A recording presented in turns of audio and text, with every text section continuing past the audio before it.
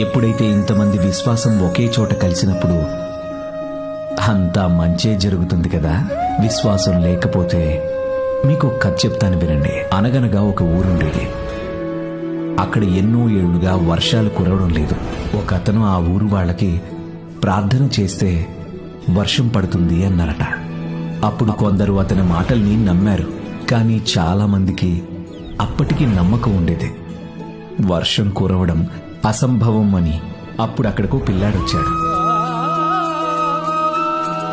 నువ్వు గొడుగు పట్టుకొని నుంచున్నావేంటి? నేను కూడా ప్రార్థిస్తాను. ఒకవేళ పెద్ద వర్షం పడితే అప్పుడు గొడుగైతే అవసరం ఉంటుంది కదా. ఆ పిల్లవాడి మాటలు విని అందరూ ఎంతో ప్రభావితులయ్యారు.